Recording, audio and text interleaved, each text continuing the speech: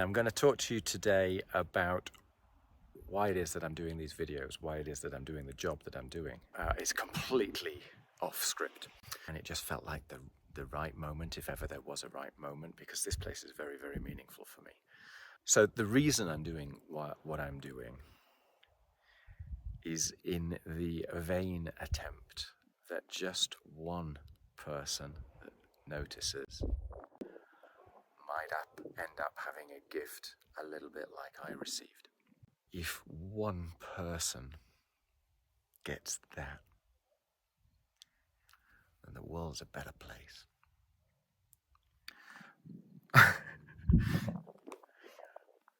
I was. Let's go right back to school. I was one of those kids at school that things just kind of came pretty easily to.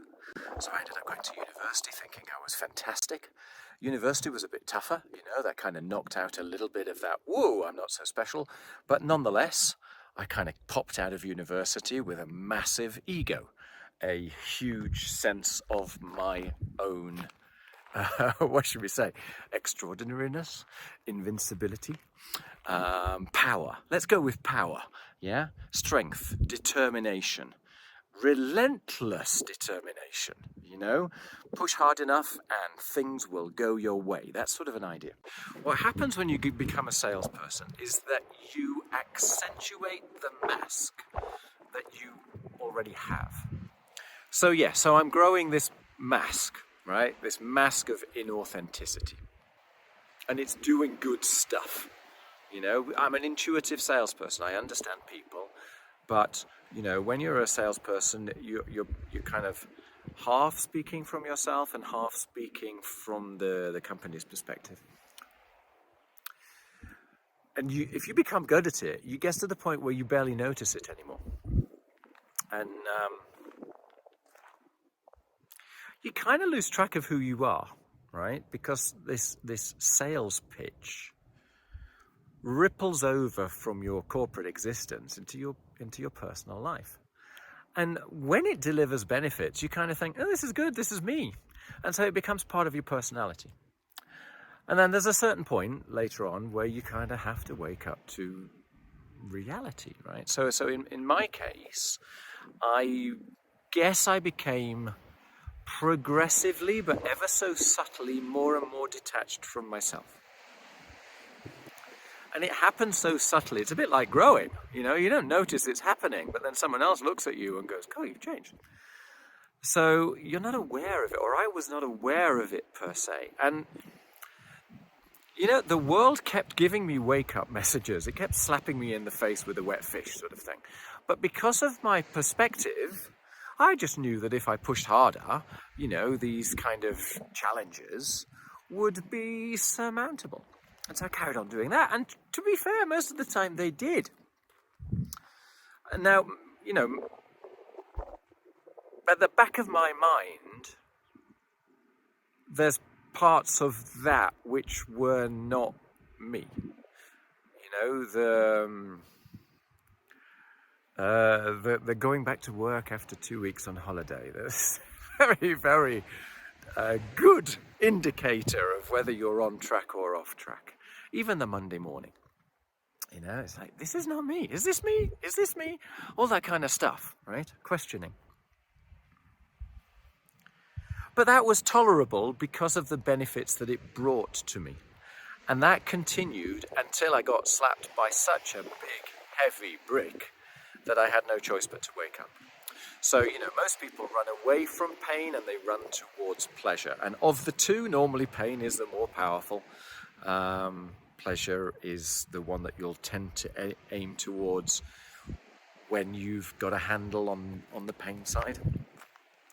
So I carry on until I end up with the shock to the system. And for the first time in my life, I don't know what to do. I haven't got a clue what to do. And for the first time in my life, I'm prepared to take responsibility for the fact that perhaps I got where I got because of myself. You know, one of the definitions of insanity is carrying on doing the same thing you were doing before and expecting things to change. And I think I might have been there. So yeah, where do we go with this? I find myself in a position where I have absolutely no idea how to stop hurting. But with the realization that somehow I created the situation that I was in. I did this to myself, you know, that my attitude, that my actions had created the relationships around me, my state, my perceptions, my thoughts, all of my frustrations and angers and guilt and shame and all that good stuff. I had kind of created that reality inside of myself. What a wonderful gift that I woke up to that. What a wonderful gift the pain was. And thank heaven I leaned into that rather than pushing it away. Because it became one of the most, well, I don't know, certainly one of the most fundamental factors that's ever impacted my life. So what do you do in a circumstance like that, right? You know what not to do, which is what everything you were doing before. Or at least I knew. Not doing that. But I didn't have a clue what to do. I didn't have a clue what to do. I was sad, I was anxious, I was frustrated, I was angry, I was lost. I felt a bit like I was on the, I just jumped off one of those big skyscrapers and I was hurtling to the earth, wondering what on earth to do. So, I'll do a separate video on readiness to change because people change when a should becomes a must. And let me tell you, when you feel like you're falling off of a 50-story skyscraper, a should becomes a must. I absolutely had to change. I had no choice. So even though I was in agonizing pain, I felt more alive than I can recall, right? There was something exquisitely vivid about what occurred. So I threw away my story. I threw away my rule book and I decided to do anything else but that. End result, I started experimenting. I started being like a kid again. Someone stood by the side of the road with a thumb up. I picked them up and drove them into town. Someone comes up with a silly suggestion that I would have normally gone, oh, that's not me. I would say yes. Hundreds of examples like that. End result was I pushed the boundaries on what I thought I was. One of the things which we find very important is this notion of remaining consistent with what we were yesterday. And luckily, the fact that I was so kind of lost in that moment helped me to push through that. I knew that remaining consistent with yesterday was part of the problem, so I threw it away. The pain of remaining consistent with yesterday was so loud that I had very little choice in the matter, right? So what I'm trying to do in these videos is help people get to this realization without having to go through the shock, because you can learn it from other people. What you need to do somehow or other is turn that should into a must. Because it is a tricky journey, right? It's not a comfortable process to get outside your comfort zone, by definition. And we make progress by getting outside our comfort zone. That's where we change our view of the world. We change our view of what we are, of what we're capable of how the world should treat us.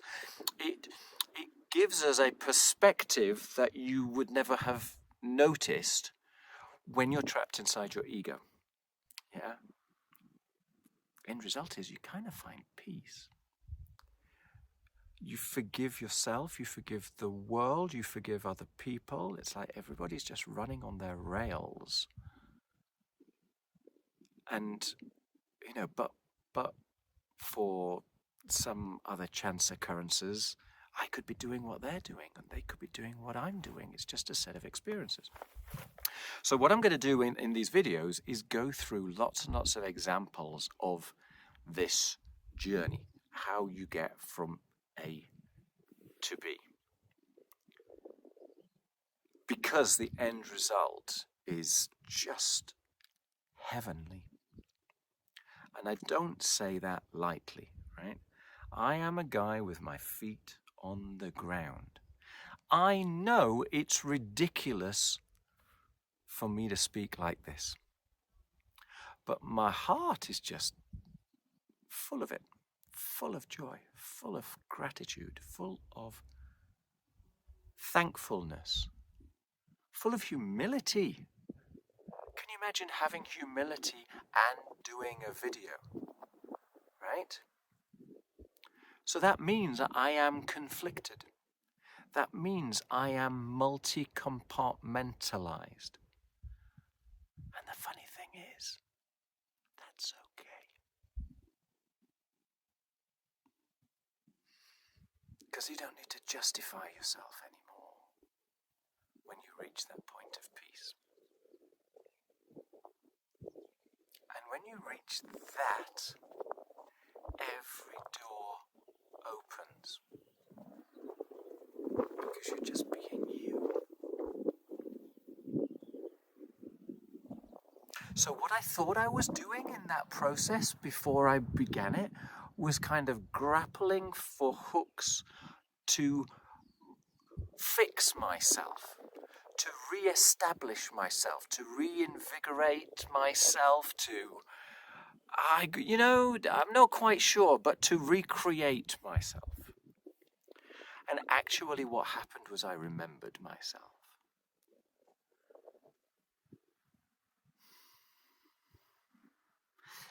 It feels like coming home.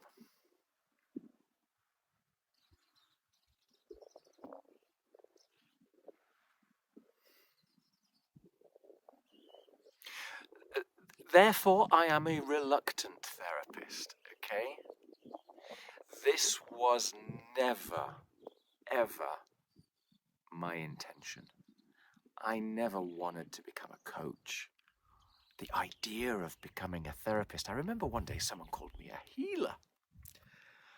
And I just recoiled. I said, that's not me, don't be silly.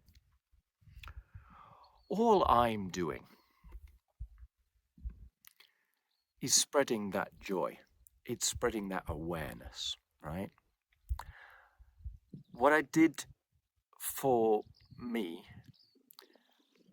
had incredible ripple effects to the point where doing what I'm doing now grabbed me by the collar and shook me hard until I paid attention and went down that route. You know, everything, all of the systems within which I was participating, this joy, this gratitude, this thankfulness, this curiosity, this sense of adventure, this sense of wonderment and awe with life, with the world, rippled out, and I promise you everybody responds. And they start, well, for me, they all started asking me advice. And I wasn't qualified to respond. I didn't have a clue how to respond. All I had was a personal experience, which might have been relevant to them, but probably wasn't. But it kept on happening. It happened over and over and over again. So eventually, ceremoniously, I booked myself a flight out to California on January the 1st, and booked myself a training course with what at the time was the Robbins Madanes Coaching Institute in San Diego. It's like, well, if I'm going to do it, let's make it with the best in the business. And I truly believe, and I'm quite happy to endorse what they're doing the messages that they're promoting were absolutely fantastic, and I reverberated with them at the time, and they taught me how to deliver that to other people. So I did that then for a couple of years. Then I had the great fortune of meeting someone who was going to learn hypnosis in London from another absolute master of the industry, a guy called Dr. John Butler, who again I cannot recommend enough. And so when I heard about that, I jumped on that bandwagon, did the whole thing, and honestly now the majority of what I'm doing is hypnotic,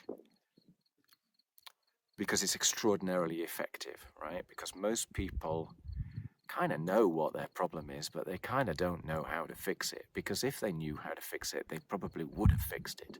There's normally an issue between will and stomach, right? There is a conflict inside people. They kind of know where they want to head, but for whatever reason, they can't quite head there. And so you can discuss that consciously until the cows come home, or you can allow that conscious chattering part of your mind to just quieten down a bit so that you can discover the rest of you. That's why I favor hypnosis, let's say, but I'm not wedded to it. I'm wedded to helping you. You know, that is what I get off on. I adore seeing someone coming out of a session as if they've thrown a bag of bricks off their back. Seeing people make remarkable changes in life. Sometimes, well, always, in actual fact, they take my breath away. Because, you know, I try as hard as I can to understand them, to build that sense of rapport, that sense of security, and so on. But it's you who makes the change, right? Like me, when I made the change, nobody in the world could have told me what to do at that moment. I had to work that out for myself. If somebody had given me the solution on a plate, I would have laughed about it and said, that's not me, right? You have to go through the experience yourself. You have to do the work, and you have to see the results. You have to open your heart to the potential that you are so much more than you think you are. That maybe what you think you are is just a story built upon a range of experiences which have occurred through life, and they shouldn't be a straitjacket. Because everything is changing. Everything is changing. And so if you're stuck in fixed ideas, it's because there is an element of you that is throwing wood on the fire, continuing to do so. So with every single one of these videos, with every person that I work with every opportunity I have to share what it is with the world, I feel like a firework. I feel a thrill and a thankfulness to be able to share that in the vain possible hope that it makes a ripple on the world, right? That good comes from it. One of the things I learned from Tony Robbins was these ideas of the human needs, okay? So you start off with your basic human needs, your need for security and your need for variety. And these two are in conflict, right? You need safety, you need security, but the more safe and secure you feel, the more bored you feel. The more variety you have, the more risk you have, the less safe you feel. So you need somehow to square that circle. Then the next two that you're looking for in his story, in his metaphor of the world, are significance and connection. And again, those two are in conflict to some extent, right? The more significant you are, the more elevated you are from society. And so the more dislocated from society you are. The more in community, in connection, in relationships, in love and friendship you are, the more commonality you share with everybody else, and so the less significant you are, all right? And somehow we need both of those things, even though that's coming from an ego perspective. When you manage to square that as well, and those four are in a position of, whether you want to call it harmony or acceptance or peace or forgiveness, whatever you want to call it, you can then move on to your two higher needs, growth and contribution. And that is everything that I'm doing. Everything that I'm doing. This is personal growth, because I'm not telling you I know the story. I do not have everything sorted. I am not fixed. I'm on the journey, right? I feel 1 billion times better than I used to. I feel a sense of warmth and peace and harmony and congruence and authenticity inside of me, right? And hallelujah for that. I have a sense of peace, a sense of faith inside of me that I would have laughed at myself for talking about a few years earlier. But this does not mean that I am a Zen guru, right? It doesn't mean that I don't get triggered, right? Because things are important, right? No matter how hard you try, my ego is still there. So I'm not a calm individual. Part of my returning home to me was accepting that every single emotion has a value, has a purpose, has a message, which means they're all useful, including rage, including anger, including shame, including guilt, you know? And so I stopped running away from bad feelings and running towards good feelings, and instead became everything, or unity. Along with this, that's why I had to do the video here, because this is a unifying experience. This is the gift, the beauty of breath, of all things. This is connection. I mean, I'm in sheer awe when I look at this. Even the idea that I can send this message out, maybe I have a tingling, right? When I speak this, I have a tingling. Maybe that speaks to you. If it does, get in touch. If it doesn't, don't. If you've got a question, ask me a question. I will do my damnedest to respond to each and every one of you, because this is not a job. This is a gift. This is a gift which keeps on giving every day. Every time I see someone look in my eyes with a smile in their eyes and a smile on their face and a lightness of being, the world's a better place. Even if it's just for a split second. Golly, this has been a long video. Right. I hope that gives you an idea of why I'm doing this. I haven't tried to give you an idea of why I'm good or bad or indifferent at it, other than to kind of say, it's on your shoulders, not mine, and it is. So I know stuff, but whether that sits with you or not is a different matter. My philosophy in trying to help people, in working with people, is to let what emerges emerge and to deal with that. Because you know 1 billion times better than I do where to go to work on yourself. I'm going to leave it at that. If that makes sense, get in touch. Or not. Because this proves we're already in touch. And what a gift that is. All right, take care, be well. Sorry this was a long one, but as you can tell, even though I set out not to be evangelical, it became a bit evangelical. Goodbye for now.